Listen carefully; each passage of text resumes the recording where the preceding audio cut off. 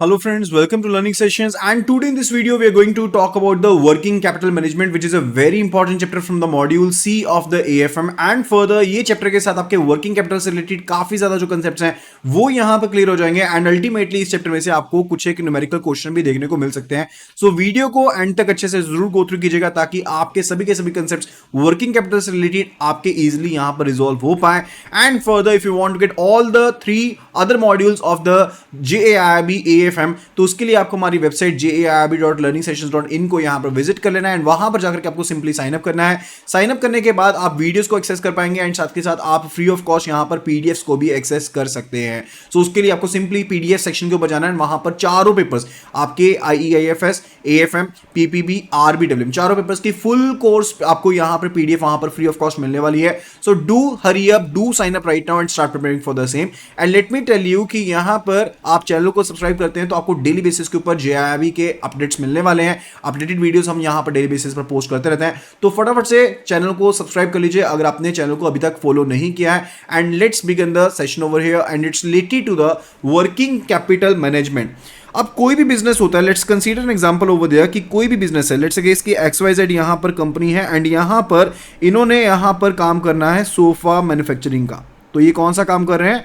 ये यहां पर काम कर रहे हैं सोफा मैन्युफैक्चरिंग का काम कर रहे हैं. अब सोफा मैन्युफैक्चर करने के लिए इनको डे टू डे बेसिस के ऊपर कुछ ना कुछ एक्सपेंसेस करने पड़ेंगे. तो भी जो भी यहाँ पर डे टू बेसिस के ऊपर इनके यहाँ पर एक्सपेंसेस हैं वो उनको करने पड़ेंगे. जैसे कि रॉ मटेरियल को परचेज करना है, they need to purchase a raw material. इनको वेजेस पे करनी पड़ेंगी, इनको इलेक्ट्रिसिटी का खर्चा पे करना पड़ेगा एंड ऐसे और बहुत से एक्सपेंसेस होंगे जो इनको यहाँ पर पे ऑफ करने पड़ेंगे. एंड ये सभी एक्सपेंसेस पर्टिकुलरली बिनके हमारे बनते हैं वर्किंग कैपिटल, यानी कि जो हमें डे टू डे बिजनेस के लिए, बिजनेस को चलाने के लिए पैसा चाहिए वो वर्किंग कैपिटल है. ठीक है, एक सिंपल सा आइडिया आपको देता हूं यहां पर. जैसे लेट्स से केस कि आपने यहां पर परचेज किया raw material, you purchase raw material over there. लेकिन क्या रॉ मटेरियल को आप सेल कर सकते हो? नहीं कर सकते हो. तो इसके ऊपर कामकाज करना पड़ेगा एंड इसको अल्टीमेटली आप किस में कन्वर्ट करोगे? फिनिश गुड्स में कन्वर्ट करोगे. तो ये वर्क इन प्रोग्रेस हो गया. This is your work in progress over there. ठीक है, अब आपने उनको फिनिश गुड्स में यहां पर कन्वर्ट कर लिया. उसके बाद आपके फिनिश गुड्स के बाद आप यहां पर सेल्स पर चले गए. अब सेल्स या तो आपकी डायरेक्ट कैश सेल हो सकती है या फिर हो सकता है कि आप यहां पर क्रेडिट पीरियड अलाउ कर रहे हो कि इस क्रेडिट पीरियड के बाद आप पे कर सकते हो. ठीक है, तो अल्टीमेटली आपके पास यहां पर 2 तरीके बन जाएंगे. एक तो ये वाला तरीका बन गया एंड यहां फिर आपके पास ये वाला वेरिएंट बन गया जब आपके पास यहां पर कैश कन्वर्ट हो रहा है. एंड ये आपके पास इसे क्या कहा जाता है? We say it to be the operating cycle over there, यानी कि कैश से कैश कन्वर्ट. आपके पास पैसा था, you were having the cash over there. Cash से रॉ मटेरियल परचेज किया, रॉ मटेरियल से अल्टीमेटली फिनिश गुड्स में कन्वर्ट करेंगे, फिर से उसके ऊपर कामकाज किया जाएगा एंड अल्टीमेटली इसी तरह से ओवरऑल डील किया जाएगा and that will be forming your operating cycle over there. अब ये ऑपरेटिंग साइकिल जो है जितना ज्यादा आपके पास बड़ा होगा, longer the operating cycle over there, उतनी ज्यादा ही आपकी वर्किंग कैपिटल की रिक्वायरमेंट भी ज्यादा होगी. सिंपल सी बात है, अगर मेरे पास ऑपरेटिंग साइकिल जो है वो यहां पर 3 मंथ्स का है तो मुझे जो कैपिटल चाहिए, जो कैश चाहिए वो 3 मंथ्स के लिए चाहिए. लेकिन अगर मेरे पास ऑपरेटिंग साइकिल जो है वो 6 मंथ्स का है तो डेफिनेटली मुझे कैश भी 6 मंथ्स के लिए चाहिए. तो यहां पर डेफिनेटली रिक्वायरमेंट जो है वो कम है जबकि यहां पर रिक्वायरमेंट जो है वो ज्यादा है. ठीक है, ये सिंपल समझ हो गया. अब यहां पर एक चीज समझिएगा, कंपनीज में एक साइड पर अगर हम बैलेंस शीट की बात करते हैं तो एक साइड पर हमारे पास होती हैं लायबिलिटीज एंड दूसरी साइड पर हमारे पास होते हैं एसेट्स. ठीक है, कोई भी एसेट्स एंड कोई भी लायबिलिटीज की हम बात कर रहे हैं. ठीक है, तो यहां पर जनरली देखें तो हमारे पास लायबिलिटीज 2 तरह की होती हैं. एक होती है लॉन्ग टर्म लायबिलिटीज, एक होती है short term liabilities. Long term liabilities में आपके पास कैपिटल, रिजर्व्स एंड इसके अलावा बैंक लोन, ये वो सब चीजें आ जाती हैं. ठीक है, and short term liabilities basically आपकी करंट लायबिलिटीज होती हैं. एंड अब ये जो लायबिलिटीज होती है ना, इनको पर्टिकुलरली हम क्या कहते हैं? We say them to be the sources of funds over there.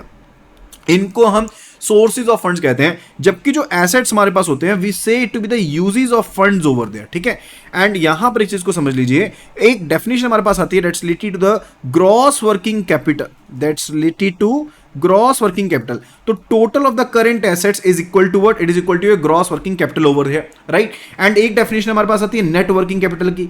Net working capital is equal to कि जो आपके करंट एसेट्स एक्सीड करते हैं करंट लायबिलिटीज के ऊपर, those are your net working capital over there. वो आपका नेट वर्किंग कैपिटल का पार्ट बनते हैं. ओके, अब यहां पर आपके पास सोर्सेज क्या क्या हो सकते हैं जब हम यहां पर कैपिटल की बात करते हैं, यानी कि नेट वर्किंग कैपिटल के सोर्सेज क्या क्या आपके पास हो सकते हैं. पहला जो सोर्स आपके पास हो सकता है दैट इज रिलेटेड टू कि आपके पास जो नेट वर्किंग कैपिटल आपकी खुद की अवेलेबल है, यानी कि current assets current assets exceeding over the current liabilities, ये आपकी हो गई नेट वर्किंग कैपिटल होगी। पहला सोर्स तो ये हो गया। दूसरा सोर्स हो गया कि आपने बैंक लोन ले रखा है। बैंक लोन कौन सी नेचर का? सीसी लिमिट का, यानी कि कैश क्रेडिट नेचर का आपने बैंक लोन ले रखा है, वो भी सोर्स हो सकता है। या फिर आप यहां पर क्या कर सकते हो, it could be related to कि आपने कमर्शियल पेपर्स इशू किए। कमर्शियल पेपर्स ना आपके बेसिकली मनी मार्केट इंस्ट्रूमेंट्स होते हैं जो कि यहां पर कॉर्पोरेट्स इशू करते हैं, ठीक है। तो इन कमर्शियल पेपर्स के थ्रू भी आपके पास शॉर्ट टर्म के लिए आ जाता है, तो बेसिकली ये सब्स्टिट्यूट है एक तरह से इसका, ठीक है। And further that's the thing. अब फोर्थ चीज हो सकती है रिलेटेड टू कि जो आपके लॉन्ग टर्म, जैसे मेरे को बताया ना, सोर्सेज होते हैं, फंड्स होते हैं, ठीक है। अगर मेरे पास मान लीजिए कि लॉन्ग टर्म के मेरे पास सोर्सेज जो थे those were equivalent to 100 lakh rupees, वो 100 लाख के सोर्सेज मेरे पास अवेलेबल थे। एंड लॉन्ग टर्म के जो मेरे पास एसेट्स अवेलेबल थे, यूजेस अवेलेबल थे, वो यहां पर थे 70 लाख रुपीस। यानी कि पैसा आया कहां से? पैसा आया यहां से, पैसा बेसिकली आया हमारे पास यहां से, एंड फर्दर यहां से पैसा आया एंड यहां से हमने इसको इस्तेमाल किया। We basically used it over here, यानी कि ये वाला पैसा हमने यहां पर इस्तेमाल किया। Getting that particular point. तो यहां पर हमारे पास पेंडिंग पैसा कितना बच गया जिसको अभी यूज में नहीं लाया गया? दैट इज 30 लाख रुपीज, क्योंकि लॉन्ग टर्म फंड का इस्तेमाल लॉन्ग टर्म सोर्सेज को यूजेस को क्रिएट करने के लिए किया जाता है। अब यहां से 30 लाख रुपए बच गए, ठीक है। कहने का मतलब है the long term sources exceeding the long term uses over there, उसका इस्तेमाल भी हम कैश क्रेडिट पर्पसेस के लिए, यानी कि वर्किंग कैपिटल पर्पसेस के लिए कर सकते हैं। तो ये मेरे पास सोर्सेज रहते हैं, ठीक है। अभी दोबारा से यहां पर समझते हैं, सारी की सारी चीजों को समझते हैं एंड उनको इंप्लीमेंट करने की कोशिश करेंगे कंसेप्चुअल पॉइंट में। यहां पर let's have a look at it. तो ग्रॉस वर्किंग कैपिटल किसके इक्वल होता है? टोटल करंट एसेट्स होते हैं उसके इक्वल होता है, सिंपल सी बात। नेट वर्किंग कैपिटल मतलब करंट एसेट्स जो आपके एक्सीड हो रहे हैं वो द करंट लायबिलिटीज आपकी नेट वर्किंग कैपिटल हो गई है। करंट एसेट्स में आपके क्या क्या चीजें होती हैं, जैसे कि कैश हो गया, बैंक बैलेंस हो गया, अकाउंट रिसीवेबल्स हो गए, स्टॉक और इन्वेंट्री हो गए, those all are the current assets over there. And जो आपके शॉर्ट टर्म में पेबल्स हैं, ठीक है, लेट्स से कि आपने शॉर्ट टर्म में पे करना है, आपकी सैलरी पेबल है या कुछ और पेबल है, तो वो आपके क्या बन जाएंगे? करंट लायबिलिटीज बन जाएंगी। नेट वर्किंग कैपिटल मैंने आपको ऑलरेडी बता दिया क्या होता है, current assets minus current liabilities, या फिर जो आपके लॉन्ग टर्म सोर्सेज हैं minus the long term uses, वो भी आपके पास क्या बन जाता है? Those also form your net working capital, वो भी आपकी नेट वर्किंग कैपिटल यहां पर बन जाती है, राइट। अब वर्किंग कैपिटल क्या होती है कि जो पैसा डे टू डे एक्सपेंसेस को मीटअप करने के लिए आपको चाहिए, उसको हम क्या कहते हैं? We say it to be the working capital over there. And अगर टाइप्स ऑफ वर्किंग कैपिटल की हम बात करते हैं तो we are having the gross working capital. Gross working capital का मतलब है कि हमारे पास जो टोटल यहां पर करंट एसेट है वो आपके पास ग्रॉस वर्किंग कैपिटल है। एंड नेट वर्किंग कैपिटल की बात करें तो जो आपके current assets minus current liabilities होती हैं वो आपकी नेट वर्किंग कैपिटल होती है। अब वर्किंग कैपिटल मैनेजमेंट होता है कि प्रोसेस ऑफ मैनेजमेंट, यानी कि आपने अपने एसेट्स को एंड करंट एसेट्स को एंड सोर्सेज ऑफ फाइनेंस को यहां पर संभाल के रखना, उनकी मैनेजमेंट किस तरह से बेटर वे में कर रहे हो, that is your working capital management over there.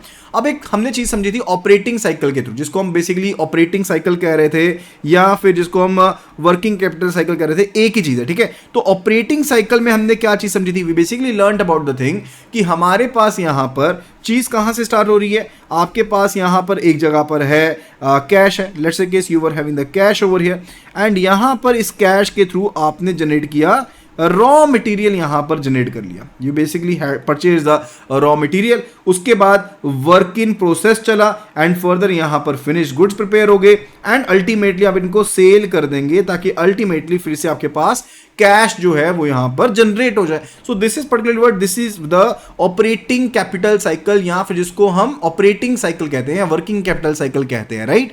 And further ये साइकिल का लेंथ जो होती है वो किसके ऊपर डिपेंड करती है कि आपके पास स्टॉक ऑफ रॉ मटेरियल कितना है, क्या है आपके पास स्टॉक ऑफ रॉ मटेरियल कितना है उसके ऊपर डिपेंड करती है। अब जितना ज्यादा मेरे पास यहां पर रॉ मटेरियल मुझे रखना पड़ेगा, डेफिनेटली उतना ज्यादा लंबा वो साइकिल हो जाएगा। एंड वर्क इन प्रोसेस, यानी कि मेरे यहां पर स्टॉक को फाइनल गुड्स में, फिनिश गुड्स में कन्वर्ट होने में कितना टाइम लगता है उसके ऊपर डिपेंड करता है। इसके अलावा credit required to provide to the purchasers, यानी कि मैं यहां पर क्रेडिट कितना, जैसे मैंने आपको बताया था ना कि एक तो सेल होगी कि आपने कैश में सेल कर दी, दूसरी सेल क्या हो सकती है when you have basically given the sales on credit, जब आपने क्रेडिट के ऊपर सेल्स करी है, तो वो भी पर्टिकुलरली मैटर करता है। एंड जितना ज्यादा आपका वर्किंग कैपिटल साइकिल होगा उतनी ज्यादा आपकी वर्किंग कैपिटल की रिक्वायरमेंट होगी, यानी कि आपको उतने ज्यादा जो करंट एसेट्स हैं उनको मेंटेन करके रखना पड़ेगा। एंड अल्टीमेटली अगर आपका ऑपरेटिंग वर्किंग साइकिल बड़ा है, यानी कि वर्किंग कैपिटल साइकिल बड़ा है, तो वर्किंग कैपिटल की नीड्स आपकी ज्यादा होने वाली है, ठीक है। अभी बात करने वाले हैं वर्किंग कैपिटल आपके करंट एसेट्स के बारे में, working capital of a firm के बारे में, ठीक है। अब यहां पर जो आपके पास अमाउंट ऑफ करंट एसेट्स है, वो टाइप ऑफ करंट एसेट्स है, वर्किंग कैपिटल है, उसकी तो आपको रिक्वायरमेंट पड़ती है, लेकिन कितनी रिक्वायरमेंट पड़ेगी वो किस चीज के ऊपर मैटर करती है? पहली जिस चीज के ऊपर वो डिपेंड करती है, that's related to the nature of the business over there. यानी कि अगर तो आप पब्लिक यूटिलिटी अंडरटेकिंग हो, जैसे कि इलेक्ट्रिसिटी डिपार्टमेंट हो गया, वाटर सप्लाई डिपार्टमेंट हो गया, रेलवेज हो गया, अब वहां पर वर्किंग कैपिटल की कम रिक्वायरमेंट पड़ेगी, क्योंकि आप बेसिकली क्या ऑफर कर रहे हो? सर्विसेज ऑफर कर रहे हो। So in case of services जो वर्किंग कैपिटल की रिक्वायरमेंट है वो यहां पर कम होती है। But when you are talking about the trading, जब आप ट्रेडिंग की बात करें तो वहां पर वर्किंग कैपिटल की रिक्वायरमेंट होती है, ज्यादा होती है। अगर साइज ऑफ द बिजनेस की बात करें तो बिजनेस का साइज जितना ज्यादा बड़ा होगा उसके हिसाब से आपकी वर्किंग कैपिटल की रिक्वायरमेंट भी होंगी, चेंज होंगी। प्रोडक्शन पॉलिसी के ऊपर होता है। अगर आप स्टेडी प्रोडक्शन कर रहे हो, if you are doing the study production का मतलब होता है, लेट्स से द केस कि मैंने ये सोचा हुआ कि 5 लाख पीसीज हर महीने बनाने, चाहे मेरा ऑफ सीजन चल रहा हो, तो डेफिनेटली अगर मैं ऐसी चीजें करूंगा तो अल्टीमेटली क्या होने वाला है, हमारे जो यहां पर प्रोडक्शन होगी वो स्टेडीली आपकी 5 लाख पर पीसीज की हो रही है, पर मंथ हो रही है। चाहे आपका सीजन ऑफ चल रहा है तो आपके पास एक पाइल अप हो जाएगा, ठीक है। ऑफ सीजन में आपके पास जो वर्किंग कैपिटल है वो पर्टिकुलरली आपको ज्यादा जरूरत पड़ेगी, क्योंकि आपके पास पैसा आ नहीं रहा, वहां पे सिर्फ लग रहा है, ठीक है। फिर बात आती है सीजनल वेरिएशंस की। अगर आपके पास बिजी सीजन है तो वहां पर पर्टिकुलरली यूनिट को ज्यादा वर्किंग कैपिटल की रिक्वायरमेंट पड़ेगी, ठीक है। अगर आपके पास सीजन नहीं चल रहा तो वर्किंग कैपिटल की कम रिक्वायरमेंट पड़ेगी, ठीक है। अब बात करते हैं ऑपरेटिंग साइकिल के बारे में। तो ड्यूरेशन जितनी आपको लग रही है कि आपको वर्किंग कैपिटल कितनी की रिक्वायरमेंट पड़ेगी, अब ये साइकिल की ड्यूरेशन को डिसाइड करना काफी ज्यादा इंपॉर्टेंट बन जाता है बैंक्स के पॉइंट ऑफ व्यू के लिए, क्योंकि इसी हिसाब से हम डिसाइड करेंगे कि जो कैश क्रेडिट यहां पर बैंक ने अलाउ करी है कस्टमर को, वो सही से अलाउ करी है या नहीं करी है, तो उसके ऊपर काफी ज्यादा डिपेंड करती है, राइट। अब सोर्सेज ऑफ फाइनेंस के बारे में बात करते हैं। Let's talk about the sources of the finance for the current assets, कि कहां कहां से पैसा आ सकता है। तो एक तो होता है कि फर्म के खुद के वर्किंग कैपिटल फंड्स हैं। वर्किंग कैपिटल फंड्स कैसे होंगे कि कंपनी का खुद का पैसा था, तो आपके पास खुद के अपने करंट एसेट्स पड़े थे जिनका इस्तेमाल आप कर रहे थे वर्किंग कैपिटल को सहेजने के लिए, ठीक है। एंड फर्दर अगर करंट एसेट्स जो है वो पर्टिकुलरली फाइनेंस होते हैं from the by the short term sources of funds over there, तो वहां पर कैश क्रंच आ सकता है। क्यों कैश क्रंच आ सकता है? लेट्स देखिए कि मेरे पास करंट एसेट्स थे एंड फर्दर सारा का सारा पैसा जो था वो करंट यहां पर मैंने यहां पर वो लगा दिया पैसा, करंट लायबिलिटीज का पैसा सारा का सारा यहां लगा दिया। तो अल्टीमेटली क्या हुआ? अल्टीमेटली मेरे पास लिक्विडिटी तो इन हैंड है ही नहीं है बिजनेस को चलाने के लिए, तो डेफिनेटली वो चीज मेरे को यहां पर नेगेटिव इंपैक्ट डालेगी। इसके अलावा अक्रूअल्स हो सकते हैं।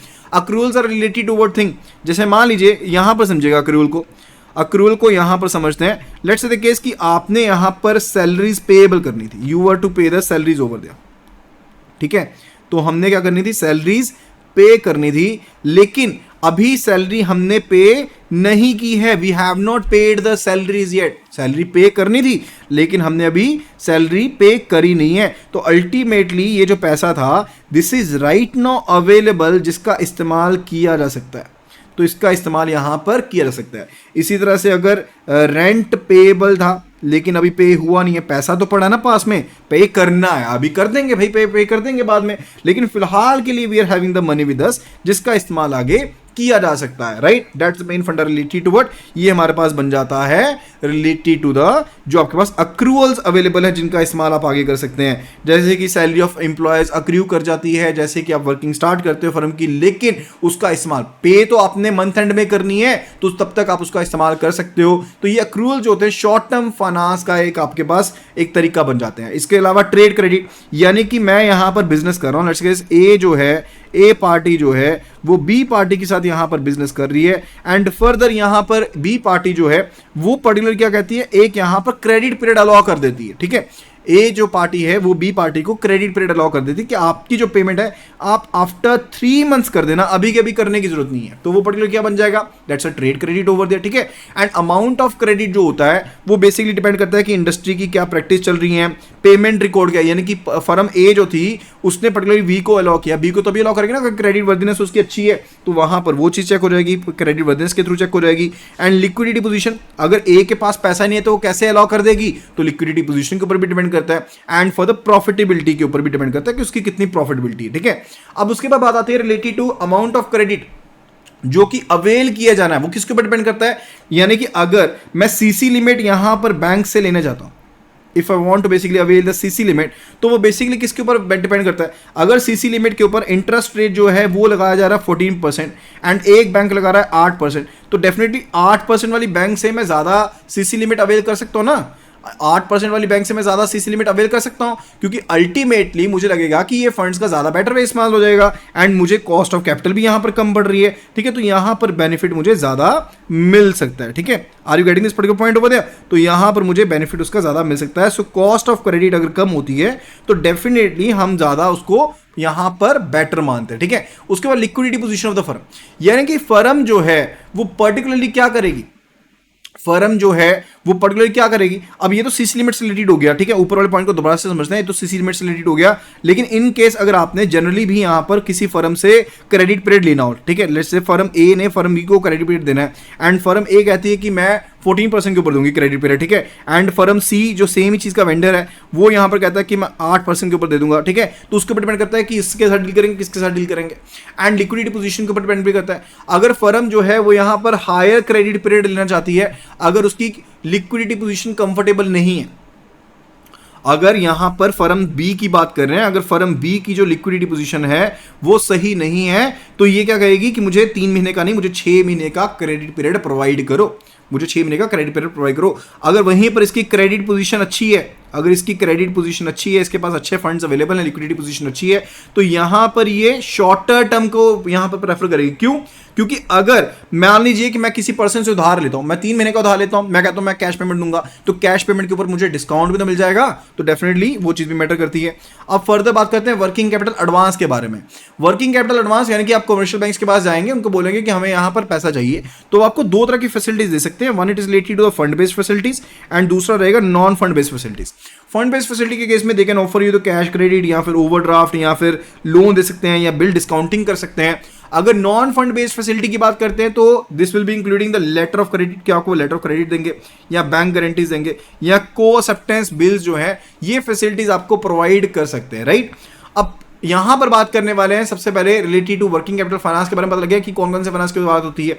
तो वर्किंग कैपिटल फाइनेंस में हमारे पास मेजरली क्या चीज आती है, इट्स रिलेटेड टू क्या बैंक फाइनेंस की बात कर रहे हो, you are talking about what, we are talking about the bank finance over there. इसमें दो तरह की टाइप आती है, एक होती है फंड बेस्ड, एक होती है हमारे पास नॉन फंड बेस्ड। जब फंड बेस्ड की बात करते हैं तो इसमें सीसी लिमिट आ जाएगी, इसमें ओवरड्राफ्ट लिमिट आ जाएगी या फिर बिल डिस्काउंटिंग आ जाएगी, राइट। एंड अगर नॉन फंड बेस की बात करते हैं तो इसमें लेटर ऑफ क्रेडिट आ जाएगी, इसमें बैंक गारंटी आ जाएगी एंड इसमें को एक्सेप्टेंस लेटर्स आ जाएंगी, यानी कि बैंक भी एक्सेप्टेंस दे देगा उसके साथ ही। तो ये फैसिलिटीज यहां पर अवेलेबल होती हैं, ठीक है। तो फंड बेस्ड में डायरेक्ट आउटले ऑफ फंड्स होता है। In the case of the fund based facilities there is direct outlay of the funds, यानी कि बैंक जो है वो यहां पर डायरेक्ट आपको फंड्स प्रोवाइड करता है एंड वो पैसे का आप इस्तेमाल करते हो। And in case of non fund based facilities there is indirect outlay of the funds, यानी कि डायरेक्ट आउटले नहीं होता, indirect outlay of the funds होता है, which is contingent, which is actually contingent in nature, यानी कि अगर future में कुछ ऐसा इवेंट हुआ कि बैंक को पैसा देना पड़ा तो बैंक पैसा पे करेगा, अदरवाइज बैंक की तरफ से पैसा पे नहीं होता है, राइट। अच्छा, इसके बाद हम बात करते हैं related to the public deposit over there. तो आरबीआई के सर्कुलर के हिसाब से जो पब्लिक डिपॉजिट है वो यहां पर अलाउ किया गया, ठीक है। तो पब्लिक डिपॉजिट अलाउ किया गया कि आप करंट एसेट्स की रिक्वायरमेंट्स को फुलफिल करने के लिए पब्लिक डिपॉजिट ले सकते हो, लेकिन जो इंटरेस्ट रेट ऐसे तरीकों से लिया जाता है वो आरबीआई रेगुलेट नहीं करता, ठीक है। इंटरेस्ट रेट बेसिकली डिपेंड करेगा कि फर्म की स्टेबिलिटी क्या है, उसकी रेपुटेशन क्या है। जैसे मान लीजिए कि XYZ जो है वो यहां पर पब्लिक डिपॉजिट लेना चाहती है, उसके केस में इस फर्म की क्या स्टेबिलिटी है, क्या इसकी रेपुटेशन है, उसके ऊपर मैटर करेगा ना। तभी तो पर्सन ABC जो कि इन्वेस्टर्स हैं वो पैसा लगाएंगे, अदरवाइज वो पैसा क्यों लगाएंगे, ठीक है। एंड कंपनीज एक्ट 2013 में सारी की सारी डिटेल रिक्वायरमेंट अवेलेबल है कि पब्लिक डिपॉजिट उठाने के लिए आपके पास क्या रिक्वायरमेंट्स होनी चाहिए। फिर बात आती है ICD के बारे में, यानी कि इंटर कॉर्पोरेट डिपॉजिट्स के बारे में। जब कॉर्पोरेट्स आपस में लेन देन करते हैं, ये शॉर्ट टर्म डिपॉजिट हो सकते हैं 6 महीने तक के लिए, ठीक है। जैसे मान लीजिए कि XYZ कंपनी ने यहां पर शॉर्ट टर्म डिपॉजिट प्रोवाइड कर दिए ABC कंपनी को एंड इसके लिए वो इंटरेस्ट रेट चार्ज करेगी, ठीक है। तो वो पर्टिकुलर आपके पास these are the inter corporate deposits over there. And deposit जो है वो यहां पर पर्टिकुलरली विड्रॉ किए जा सकते हैं by the lender by giving notice of 1 day, यानी कि सिर्फ और सिर्फ एक दिन का नोटिस ये देंगे, इसको क्या करेंगे, सिर्फ और सिर्फ 1 डे नोटिस यहां पर दिया जाएगा एंड उसके बेस पर यहां पर ये क्या करेंगे, इनको पैसा वापस पे करना पड़ेगा, राइट।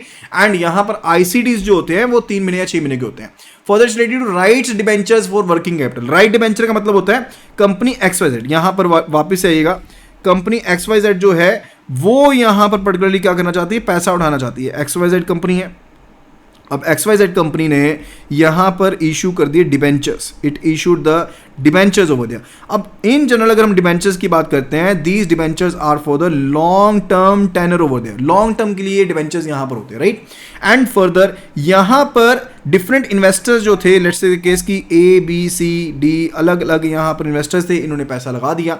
अब कंपनी के पास यहां पर जो पैसा था वो अवेलेबल हो गया, ठीक है। अब ये कंपनी जो है इसका पैसे का इस्तेमाल शॉर्ट टर्म पीरियड के लिए अपनी वर्किंग कैपिटल रिक्वायरमेंट्स को फुलफिल करने के लिए भी कर सकती है, या फिर लॉन्ग टर्म पीरियड के लिए यहां पर इसका इस्तेमाल भी किया जा सकता है। शॉर्ट टर्म का मतलब है कि हम वर्किंग कैपिटल की अपनी जो रिक्वायरमेंट्स हैं उनको फुलफिल करने के लिए इस्तेमाल करना चाहते हैं, ठीक है, वहां पर भी इस्तेमाल हो जाएगा। So that is also permissible over here, that's related to the में this particular fact related to rights debenture, ठीक है। एंड फर्दर ये उन्हीं को इशू किए जाएंगे जिनको एक पर्टिकुलर राइट मिलता है कि आपको ये अधिकार है, जैसे राइट इशू होते हैं ना कि जैसे शेयर्स सिर्फ उन्हीं को दिए जाएंगे जिनके पास ऑलरेडी डिबेंचर थे, जिनके पास ऑलरेडी शेयर्स पहले थे। उसी तरह से यहां पर ये राइट डिबेंचर भी ऐसे होते हैं कि उन्हीं लोगों को दिए जाएंगे जिनके पास ऑलरेडी से कंपनी के डेब्ट इंस्ट्रूमेंट्स अवेलेबल थे, ठीक है। अब उसके बाद बात आती है related to commercial papers. Commercial paper ध्यान से समझिएगा, कमर्शियल पेपर जो होते हैं these are the money market instruments, money market यानी कि शॉर्ट टर्म के लिए, एक साल तक के टाइम पीरियड के लिए होते हैं। And these are the form of the promissory notes, ये आपके प्रोमिसरी नोट्स की तरह काम करते हैं, यानी कि कंपनी जो होती है यहां पर एक तरह से प्रॉमिस करती है। कंपनी क्या प्रॉमिस करती है, कंपनी डज प्रोमिसेस कि हम आपको यहां पर ये वचन देते हैं कि हम आपका पैसा वापस कर देंगे, ठीक है। जैसे मान लीजिए कि XYZ कंपनी है यहां पर, एंड XYZ कंपनी ने जब यहां पर कमर्शियल पेपर्स इशू किए, लेट्स से केस कि यहां पर इस XYZ कंपनी ने कमर्शियल पेपर जो थे वो यहां पर इशू किए, ठीक है। तो इन कमर्शियल पेपर्स को सबसे पहले क्या करना पड़ेगा, इनकी रेटिंग करवानी पड़ेगी। रेटिंग कौन करेगा, जो क्रेडिट रेटिंग एजेंसीज हैं वो यहां पर रेटिंग करेगी। अब उसके हिसाब से यहां पर स्टैंडिंग जो है कमर्शियल पेपर की बनेगी, कितने सिक्योर्ड है, कितने अनसिक्योर्ड है, ये वो सब चीज़ों के बेस पर। अगर क्रेडिट रेटिंग जो है वो गुड है, अगर अच्छी है, तो डेफिनेटली कंपनी जो है वो लेसर इंटरेस्ट पे करेगी, company will be paying the lesser amount, lesser yield pay करेगी to the investors over there. लेकिन अगर क्रेडिट रेटिंग जो है वो बुरी है, if the credit rating is bad over there, तो उसके केस में higher amount is to be paid, ज्यादा अमाउंट पे करना पड़ेगा, ठीक है, क्योंकि इन्वेस्टर्स अदरवाइज मानेंगे नहीं इन्वेस्टमेंट करने को, ठीक है। तो ये फंडा यहां पर रहता है।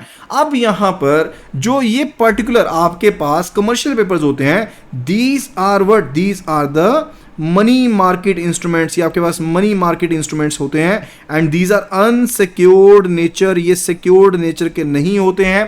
And further these are issued by the corporates over there, companies जो हैं वो यहाँ पर इशू करती हैं, all India financial institutions issue करती हैं, एंड इसके थ्रू वो पैसा उठाती हैं। क्योंकि मनी मार्केट इंस्ट्रूमेंट है, यानी कि सिर्फ और सिर्फ एक साल तक के लिए वैलिड होते हैं, तो ये पर्टिकुलर आपकी सब्सटीट्यूट है, किसका, सीसी लिमिट का सब्सटीट्यूट है। किस तरह से, अब बैंक जो है वो लेट्स से केस कि वो यहाँ पर पर्टिकुलरली इस कंपनी को XYZ को सीसी लिमिट इशू नहीं करते, लेकिन वो इस कंपनी के कमर्शियल पेपर्स को परचेज कर लेते हैं, कमर्शियल पेपर्स को परचेज कर लिया। सो that is also way of financing the short term time, जो टाइम के लिए आप फाइनेंस कर रहे हो उसका एक अच्छा वे आउट है यहाँ पर, राइट।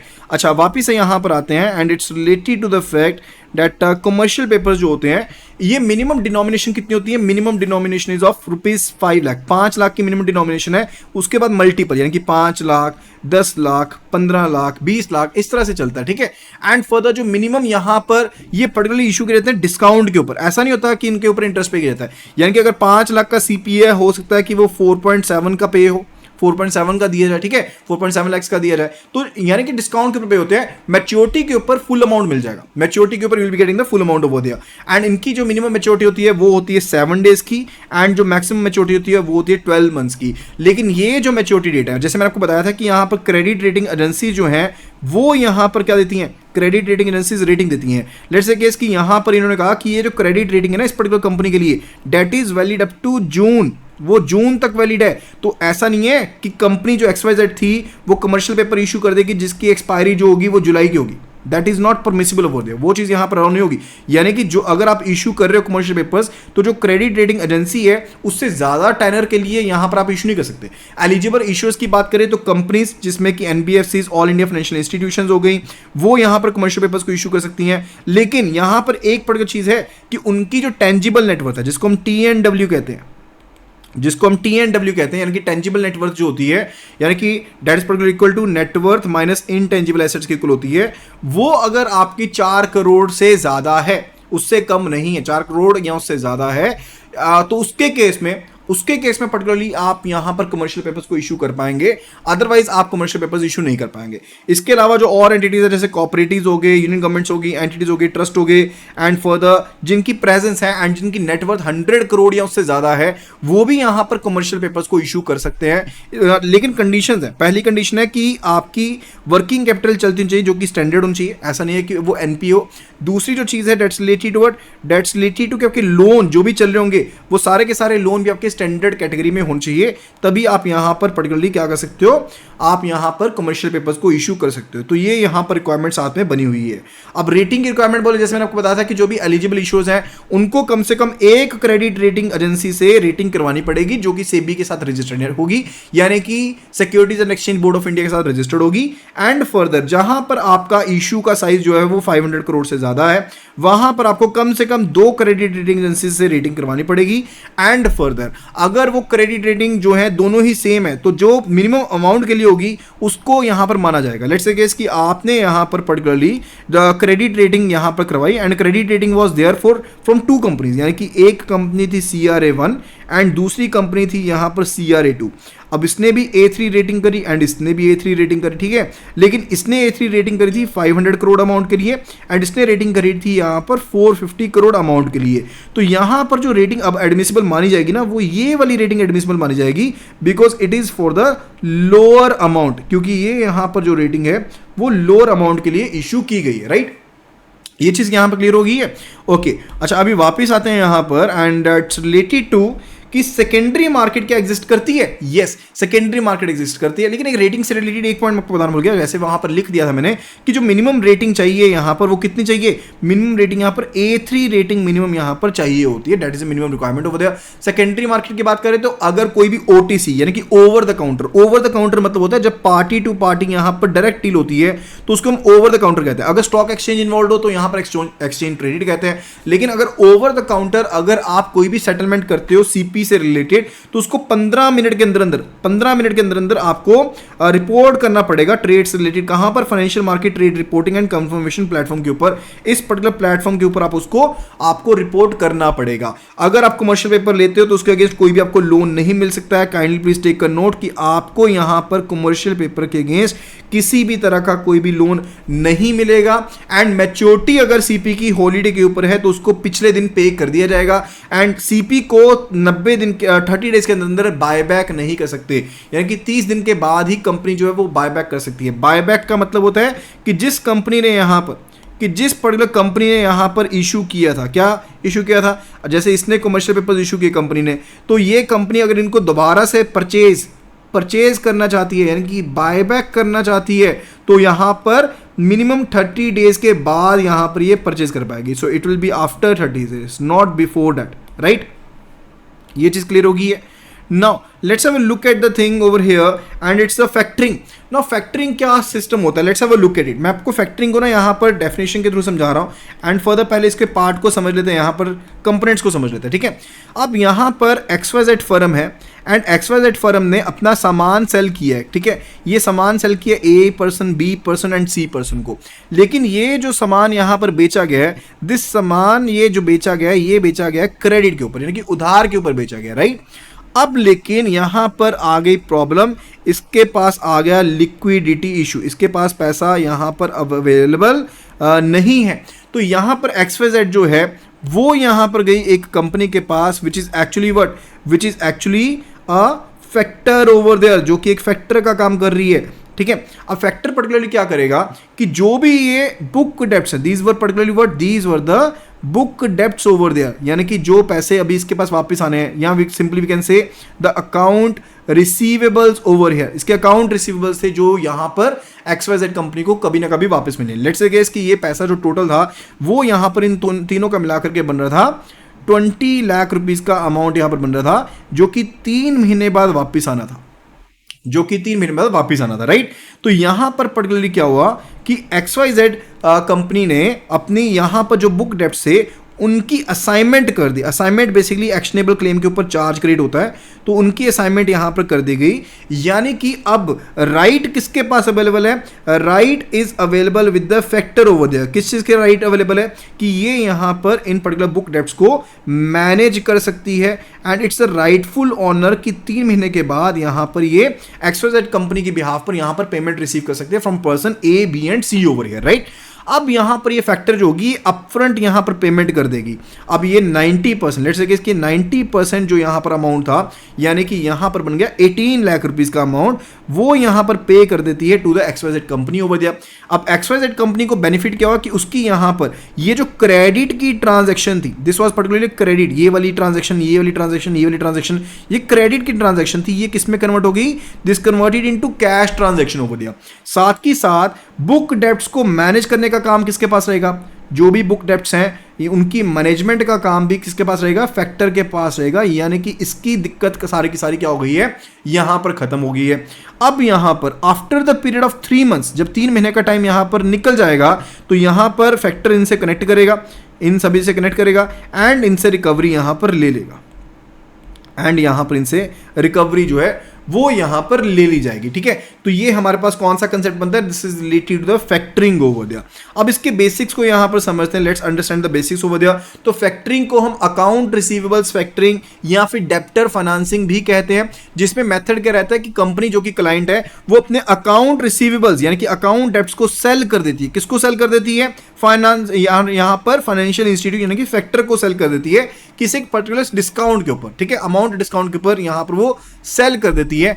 बैंक्स को यहां पर ये चीज अलाउ नहीं है कि वो यहां पर खुद से फैक्टरिंग का काम कर पाए, लेकिन वो अपनी सब्सिडरीज के थ्रू इस बिजनेस को प्रमोट कर सकते हैं, ठीक है। तो पार्टीज कौन कौन सी रहती हैं? एक तो रहता है डेप्टर जो कि गुड्स के बायर थे, जैसे कि हमने प्रीवियस एग्जांपल में देखा कि ABC यहां पर क्या थे? ABC were the buyers over there, ठीक है। एक चीज तो यहां पर ये थी। दूसरी चीज यहां पर पर्सन कौन रहता है? That is related to client. Client यानी कि सेलर ऑफ द गुड्स। यहां पर इस एग्जांपल में समझे तो यहां पर XYZ जो था that was the client over there, right. And तीसरा है factor. Factor is basically the financier over there, यानी कि ये वाला फैक्टर जिसने पर्टिकुलर फाइनेंस सर्विसेज जो थी वो यहां पर प्रोवाइड करी, राइट। तो ये 3 पार्टीज हमारे पास रहती हैं।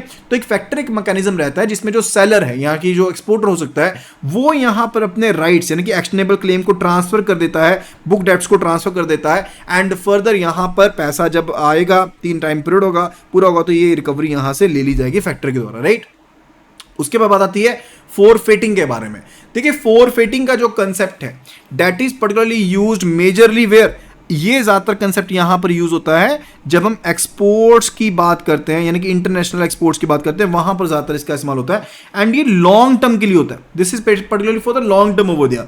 एंड डिफरेंस क्या है कि जैसे फैक्टरिंग के केस में मैंने आपको बताया कि 80 to 90% का फाइनेंस अवेलेबल होता है। इन केस ऑफ फोरफेटिंग आपके पास 100% ऑफ फाइनेंस जो होता है वो यहां पर अवेलेबल होता है, ठीक है। जो भी फीस होती है फोरफेटर्स अपनी फीस चार्ज कर लेते हैं एंड फर्दर उसके हिसाब से होता है। एंड फर्दर एक मेजर डिफरेंस क्या है कि यहां पर जो फैक्टरिंग होती है, जो पर्टिकुलरली आपके पास यहां पर ये फैक्टरिंग वाला कंसेप्ट है, this is particularly related to what, ये आपका विद रिकोर्स या विदाउट रिकोर्स दोनों वेज में हो सकता है। This can be with recourse, मैं मीनिंग समझा देता हूं, and this can be without recourse. अब विद रिकोर्स का मतलब क्या रहता है? विद रिकोर्स का मतलब रहता है कि इन केस यहां पर जब फैक्टर पैसे वापस लेने के लिए गया एंड फर्दर यहां पर ये पैसे वापस ना किए गए, ठीक है, अगर ये फैक्टर पैसे वापस लेने गया एंड फर्दर ये जो पैसे थे ये पैसे लेने गया, इसने पैसे वापस नहीं दिए, उसके केस में फैक्टर जो है वो XYZ से वापसी ले सकता है, उसको कहते हैं विद रिकोर्स, उसको कहते हैं with recourse. And second case जब पैसे लेने के लिए फैक्टर गया, पैसे वापस नहीं दिए, किसकी जिम्मेदारी होगी? फैक्टर की अपनी जिम्मेदारी होगी, तो उसको कहते हैं विदाउट रिकोर्स, राइट। अब यहां पर फैक्टरिंग के केस में दोनों चीजें हो सकती हैं, लेकिन फोरफेटिंग के केस में this is always non recourse basis, यानी कि विदाउट रिकोर्स बेसिस पर होती है ये चीज हमेशा। ओवर हियर ये वाली जो चीज होती है सिर्फ और सिर्फ विदाउट रिकोर्स बेसिस के ऊपर होती है, राइट।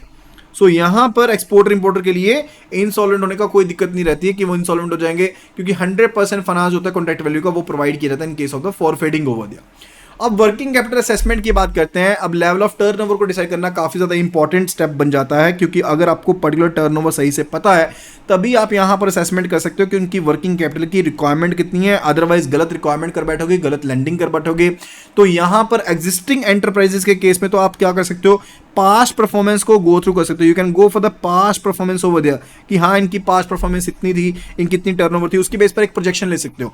लेकिन जहां पर नई यहाँ पर आपके पास कंपनी है उसके केस में आपको क्या करना पड़ेगा, you are to look for the projected turnover. तो वहां पर you are to go for projected turnover, आपको प्रोजेक्टेड टर्नओवर को गो थ्रू करना पड़ेगा, राइट। अब यहां पर बात करते हैं holding norms based method. Holding norms based method क्या कहता है कि आप यहां पर ग्रॉस वर्किंग कैपिटल की असेसमेंट कीजिए सबसे पहले, कि आपको टोटल ओवरऑल करंट एसेट्स की, टोटल करंट एसेट्स की क्या रिक्वायरमेंट है, टोटल करंट एसेट्स की मेरे पास क्या रिक्वायरमेंट है, सबसे पहले उसको गो थ्रू कीजिए। फिर इन्वेंट्री को देखिए कि इन्वेंट्री आपके पास कितनी मेंटेन्ड है। इन्वेंट्री मेंटेन्ड में हम क्या देखेंगे, will be looking for raw material कितना है, वर्क इन प्रोसेस कितना है, हमारे पास फिनिश गुड्स का कितना स्टॉक अवेलेबल है, एंड फर्दर ये स्टॉक आपके पास डेड स्टॉक नहीं होना चाहिए। कई बार क्या होता है, फर्म के पास स्टॉक तो अवेलेबल है लेकिन वो डेड स्टॉक है जो कि निकल ही नहीं रहा है, तो हमें उस चीज़ का भी ध्यान रखना पड़ेगा। फर्दर इट्स रिलेटेड टू आपके रिसीवेबल्स कितने हैं, यानी कि आपके पास टोटल पैसा आने वाला कितना है। रिसीवेबल्स आपके कोई भी हो सकता है आपके अपने ट्रेड डेबिट्स हो, आपके ट्रेड डेब्ट्स हो, बिल रिसीवेबल्स हो, वो अलग अलग हो सकते हैं, ठीक है। एंड फर्दर उसके केस में आपको ये चीज को गो थ्रू करना पड़ेगा। Other current assets, and other current assets का मतलब होता है कि आप कैश लेवल देखिए, एडवांसेस टू सप्लायर देख लीजिए, एडवांस टैक्स पेमेंट आपने कितने का रखे, डीटीएस आपके कितने हैं उसको देख सकते हो, ताकि आप यहां पर अंडर फाइनेंसिंग को अवॉइड कर पाओ। तो आपको इन पर्टिकुलर एसेट्स को यहां पर अच्छे से गो थ्रू करना पड़ेगा। अच्छा, sources for meeting working capital finance क्या होता है, मैंने आपको ऑलरेडी बताया था वैसे इसके रिलेटेड। एक तो मेरे पास होती है नेट वर्किंग कैपिटल जो कि फर्म के अपने पैसे हैं, दूसरा हो गया कि अपने सीसी लिमिट डेली बैंक से उसके रिलेटेड हो सकता है, या फिर आपके पास ट्रेड क्रेडिट हो सकता है। ट्रेड क्रेडिट मतलब कि आपने मतलब बिजनेस के दौरान उधार ले लिया, ठीक है, या फिर अदर करंट लायबिलिटीज हो सकती हैं, जैसे कि जो आपके अक्रूवल्स होते हैं, जो आपके अक्रूवल्स होते हैं वो यहां पर हो सकते हैं, ठीक है, अदर करंट लायबिलिटीज हो सकती हैं। अब बैंक फाइनेंस के मेथड्स को यहां पर गो थ्रू करते हैं। तो सबसे पहले हमारे पास आता है टंडन कमेटी के मेथड आते हैं। सो टंडन कमेटी मेथड में हमारे पास पर्टिकुलरली 3 मेथड थे। We were having the 3 methods over here, and इन 3 मेथड्स में से हमारे पास मेथड 1 मेथड 2 जो है वो तो यहाँ पर एडमिसिबल है, ठीक है, लेकिन मेथड 3 जो है उसको आरबीआई ने रिजेक्ट कर दिया था, ठीक है। एंड ये मेथड को हम टंडन कमेटी मेथड या फिर एमपीबीएफ क्या कहते हैं इसको, maximum permissible bank finance method 1, method 2, method 3 के नाम से यहाँ पर इनको जाना जाता है, ठीक है। बेसिक स्ट्रक्चर यहां पर सेम है, मेथड 1 एंड मेथड 2 को हम अच्छे से कवर करेंगे। सो मेथड 1 हमारे पास क्या कहता है, इट्स रिलेटेड टुवर्ड कि आपके पास जो लैंडिंग रिक्वायरमेंट होगी ना, वहां पर आपको वर्किंग कैपिटल गैप का 25% जो पार्ट है वो एज मार्जिन लेकर के आना पड़ेगा। यानी कि हमने यहां पर मेथड 1 मेथड 2 में क्या कैलकुलेट करना है, we are to calculate working capital gap over there. Method 1 के केस में मार्जिन रहता है 25% ऑफ वर्किंग कैपिटल गैप का मार्जिन रहता है, एंड मेथड 2 के केस में आपके पास जो मार्जिन रहता है वो 25% of the total current assets का आपके पास मार्जिन यहां पर रहता है, ठीक है। मेथड 3 के केस में क्या है, अब यहां पर मेथड 3 के केस में जो एंटरप्राइज है उसके लिए रिक्वायरमेंट क्या रहती है कि 100% ऑफ दोज करंट एसेट्स जो कि कोर करंट एसेट्स हैं, जो कि आपके बिजनेस में काम आ रहे हैं, ठीक है, 100% of those particular current assets जो कि आपके कोर एसेट्स हैं वहां पर उतना margin, and plus 25% of the other remaining current assets का मार्जिन आपको लेकर के आना पड़ता है। तो ये रिक्वायरमेंट रहती है आपके पास मेथड 3 के केस में। अब मेथड 2 एंड मेथड 1 को यहां पर हम एग्जांपल के थ्रू समझते हैं। So we are over here having the current liabilities, we are having the current assets over there, right. तो यहां पर देखते हैं कि क्रेडिटर्स फॉर परचेजेस हैं आपके पास करंट लायबिलिटीज में, अदर करंट लायबिलिटीज 50 दे रखी हैं, and for the total current liabilities other than bank जो है वो आपके पास कितनी है, 150 है। बैंक बोरिंग आपके पास जो है वो 200 है, and for the total current liabilities आपके पास 350 यहाँ पर है, ठीक है। So these are particularly the total current liabilities over there, and यहाँ पर टोटल करंट एसेट्स मेरे पास 370 की इक्वल है, राइट। अब as per the method 1 over there, सबसे पहले टोटल करंट एसेट्स हमने लिख ली, that is the 370 over there. अब बैंक बोरिंग हमारे पास कितनी थी, ऑलरेडी यहां पर गिवन है, that is equal to 200 over there. तो हमारे पास करंट लायबिलिटीज, जो आपके पास करंट लायबिलिटीज हैं अदर देन बैंक बोरिंग्स कितनी रह गई, करंट लायबिलिटीज टोटल मेरे पास कितनी थी, current liabilities are 350 over there, and bank borrowing कितनी थी, 200 थी। So current liabilities other than the bank borrowings कितनी होगी मेरे पास, this is particular equal to हमारे पास होगी 350 माइनस 200 ओवर देयर, यानी कि होगी 150, ये 150 होगी, राइट।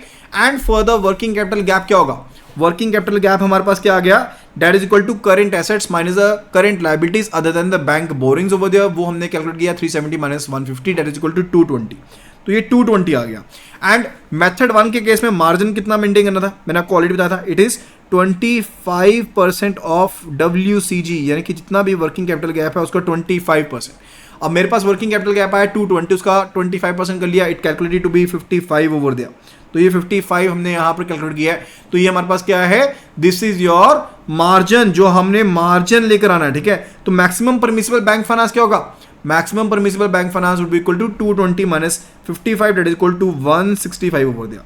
अच्छा, यहां पर इस चीज को ध्यान से समझिएगा, हमारे पास यहां पर जो मैक्सिमम परमिसिबल बैंक फाइनेंस हमने कैलकुलेट किया, the maximum permissible bank finance we calculated over here, we calculated it to be 165 over there. कितना कैलकुलेट किया हमने यहां पर मैक्सिमम परमिसिबल जो बैंक फाइनेंस था, we calculated to be 165 over there. And as per the details over there, ध्यान से समझिएगा, यहां पर डिटेल्स के हिसाब से क्या कि आपने 200 दे रखा है ऑलरेडी, तो आपने यहां पर बैंक बोरिंग जो दे रखी थी तो 200 की दे रखी थी। तो कहने का मतलब है कि एक्सेस यहां पर लेंडिंग कितनी की हो रखी है, एक्सेस लेंडिंग कितने की कर रखी है, इट इज 200 माइनस 165, यानी कि 35 की हमारे पास एक्सेस लेंडिंग यहां पर हो रखी है, राइट। ये सिंगल पॉइंट हो गया। तो हमारे पास एक पॉइंट क्लियर हो गया कि एक्सेस यहां पर बोरिंग कितनी है, 35 की एक्सेस यहां पर हमारे पास बोरिंग है, ठीक है। एंड करंट रेशियो किसकी इक्वल होती है, the current ratio is equal to current assets divided by the current liabilities over there, right, इसी की इक्वल होती है। अब अगर मैं यहां पर देखूं तो मेरे पास करंट एसेट्स कितने हैं, we are having the current assets 370 and current liabilities 350, तो ये होगी 370 डिवाइडेड बाय 350 ओवर देयर, ठीक है। ये वो केस है, ये वो वाला केस है जब मेरे पास बैंक बोरिंग कितनी थी, 200 के इक्वल थी। उस केस में मेरे पास यहां पर ये वैल्यू आ रही है। एंड ये 370 एंड फॉर द 350 वाली वैल्यू जो है that will be equal to 370 divided by 350 that is equal to 1.057। ये मेरे पास यहां पर जो वैल्यू बनती है 370 total current assets divided by the total current liabilities over there, ये मेरे पास वैल्यू कितनी बनती है, 370 डिवाइडेड बाय 350, ये वैल्यू बन गई 1.057। लेकिन अगर आप यहां पर मेथड 1 के हिसाब से maximum permissible bank finance calculate करते हो, वो कितना है, so this is the maximum permissible bank finance MPBF method 1 के हिसाब से आया 165 ओवर दिया। इसके हिसाब से अगर देखें तो हमारे पास टोटल करंट हमारी लायबिलिटीज कितनी थी, total current liabilities were 350 over there. लेकिन अगर इसके हिसाब से हम कैलकुलेट करते हैं टोटल करंट लायबिलिटीज, तो वो टोटल करंट लायबिलिटीज कितनी बनेगी, this will be equal to 350 minus 200 जो कि पुराना हमारा बैंक फाइनेंस था, एंड फर्दर प्लस कर देंगे इसमें 165, तो ये बनती है 315। इसके हिसाब से हमारे पास बनती है 315। अब यहाँ पर करंट रेशियो कैलकुलेट कीजिए तो क्या बनेगी, it is 370 divided by 315 over दिया, तो ये हमारे पास बन जाएगा 370 divided by 315 over here that is equal to 1.17। कितना बन गया, 1.17 बन गया। एंड यही चीज मैं यहां पर कंक्लूड करना चाहता था कि that in case of maximum permissible bank finance method 1 जो आपकी मिनिमम करेंट रेशियो मेंटेन रहेगी that will be 1.17:1 over there, right. ये चीज क्लियर होगी। अब मेथड 2 के ऊपर आते हैं। Now let's have a look at the method 2 over there. यहां पर ध्यान से देखिए कि टोटल करंट एसेट्स 370, अच्छा current liabilities other than bank boring, current liability थी 350 एंड बैंक बोरिंग थी 200, तो यहां पर ये होगी 150 ओवर दिया। वर्किंग कैपिटल गैप कितना आ गया, 370 माइनस 150 ओवर दिया that is 220 over there. And यहां पर मेथड 2 में मार्जिन क्या होता था, 25% of the total current assets, 25% of what, 25% of total current assets that is equal to 370, तो इसको कैलकुलेट किया 92.5 बनता है, हमने 92 लिख दिया यहाँ पर, ठीक है। 92 लिख दिया तो बुरा मत मानना कि क्यों लिख दिया, जस्ट वैसे लिख दिया ताकि कैलकुलेशन इजी हो जाए, ठीक है। तो ये 128 यहां पर हमारे पास आ गया maximum permissible bank finance. Excess borrowing कितनी होगी, what would be the amount of excess borrowing over there. In general जो बोरिंग थी वो कितनी अलाउड थी, जो बोरिंग यहां पर पहले कर रखी थी दैट वाज 200 ओवर देयर कर रखी थी। लेकिन MPBF मेथड 2 के हिसाब से बोरोइंग कितनी बनती थी, इट वाज जो हमने कैलकुलेट करी कितनी करी, 128 हमने यहां पर कैलकुलेट करी कि 128 बनती थी। यानी कि अगर हम यहां पर बात करते हैं एक्सेस बोरोइंग की, if we talk about the excess borrowing over here, तो वो कितनी बनती है 200 minus 128 over there that is equal to what, that is equal to 92। तो ये मेरे पास एक्सेस यहां पर बोरोइंग बन जाती है, this is a excess borrowing over there. Right. अच्छा, अगर यहाँ पर इसके हिसाब से करंट रेशो कैलकुलेट करते हैं, वो तो हमें याद ही कितनी कैलकुलेट थी, that is a current assets divided by current liabilities over दिया। करंट एसेट्स हमारे पास हैं 370, ये हो गए 350, ये हो गया हमारे पास 1.057, जैसे हमने ऊपर कैलकुलेट किया था, ठीक है। लेकिन MPBF मेथड के हिसाब से कैलकुलेट करते हैं तो करंट एसेट्स तो सेम ही रहेंगे, 370 रहेंगे। करंट लाइबिलिटीज कितनी बन गई, current liabilities would be equal to 350 minus 200 and plus 128, तो ये मेरे पास बन गई 278, ये 278 बन गई। एंड यहाँ से अगर हम कैलकुलेशन करके देखते हैं तो कितनी बनती है, it is equal to 370 divided by 278, तो ये मेरे पास मिनिमम रेशो जो यहाँ पर बनेगी as per the MPBF method 2, ध्यान रखिएगा, minimum current ratio that will be there as per the MPBF method 2। तो MPBF मेथड 2 के अंदर जो मिनिमम करेंट रेशो रहेगी that is equal to 1.33:1, and MPBF के ही यानी कि मैक्सिमम परमिसिबल बैंक फाइनेंस के मेथड 1 के अंदर जो आपके पास मिनिमम करेंट रेशो रहेगी दैट इज 1.17:1 ओवर देयर, ठीक है। तो इस चीज़ का यहाँ पर ध्यान रखेंगे। ओके, आई होप कि आपको यहाँ पर ये पार्ट यहाँ पर क्लियर हो गए होंगे। अच्छा, अभी आगे देखते हैं, it's related to Nayak committee, जिसको हम पर्टिकुलरली PTO कहते हैं, ठीक है। PTO क्या है, projected turnover method over there. अब इस मेथड को भी यहाँ पर समझते हैं, व्हाइट बोर्ड के ऊपर समझते हैं। तो आपके पास यहाँ पर पर्टिकुलर है, यहाँ पर लेट्स से देखिए इसके पूरे के पूरे 12 महीने को, it basically showcasing 12 months over there, right. And यहाँ पर हम यहाँ पर डिसाइड करते हैं रिलेटेड की, बना लेते हैं इसको 4 क्वार्टर्स में डिवाइड कर लेते हैं।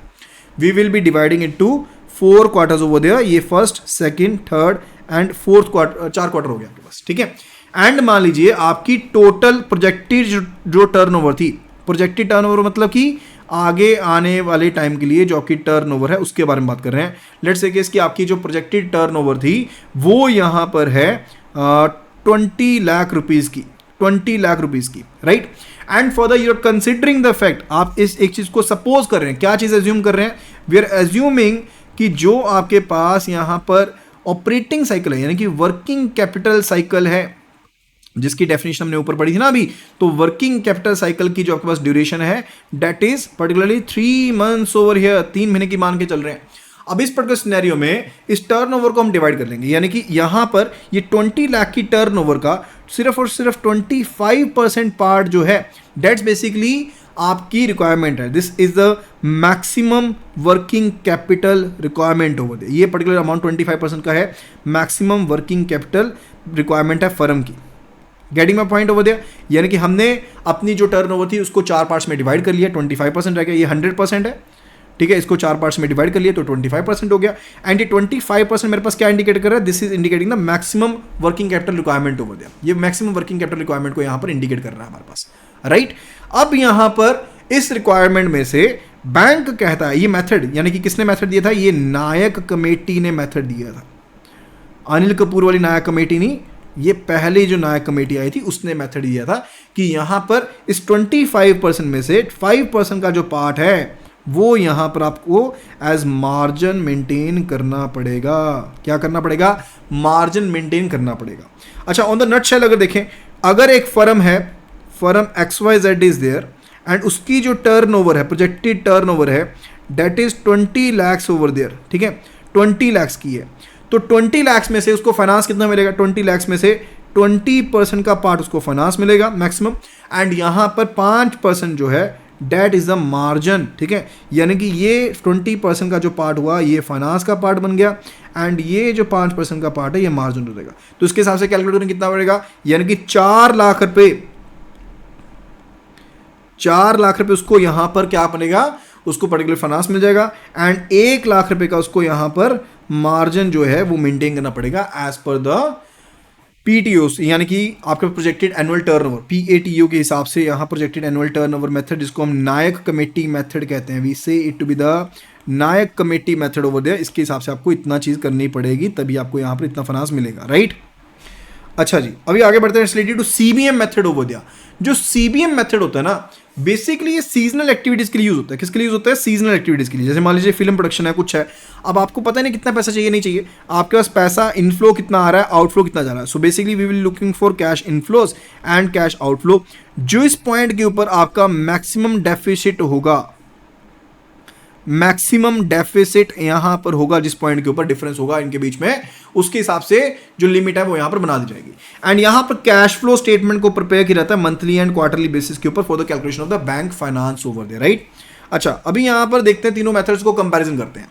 अगर यहाँ पर तीनों मेथड्स के बारे में एक बेसिक सी चीज समझें, तो अगर आपके पास करंट एसेट्स, करंट लायबिलिटीज की रिक्वायरमेंट के बारे में, आपके पास कितना क्रेडिट रिसीव्ड है, आपकी एक्टिविटी पर पता लगेगा, प्रोजेक्टेड एक्टिविटी कितनी होगी, तो उसके हिसाब से आप ज़्यादा बेटर वे में असेसमेंट कर पाएंगे, राइट। पहली चीज़ तो ये है।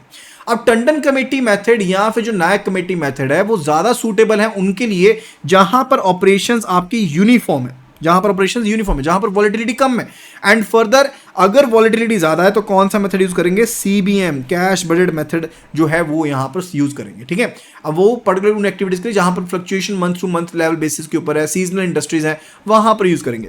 जो टर्नओवर मेथड है वो यहां पर आपका ज्यादा कंसिडरेबल है स्मॉल एंटरप्राइजेस के लिए। स्मॉल एंटरप्राइजेस के लिए टर्नओवर मेथड यूज करते हो, जबकि यहां पर दूसरे मेथड के लिए, नायक कमेटी के लिए, आप यहां पर जो पर्टिकुलर आपका टंडन कमेटी मेथड है वो पर्टिकुलर आपकी बड़ी फर्म्स के लिए यूज करते हो, राइट। ओके, तो इसके साथ ही हमारी आज की ये वीडियो होती है ओवर। आई होप कि आपको यहाँ पर ये वीडियो पसंद आई होगी।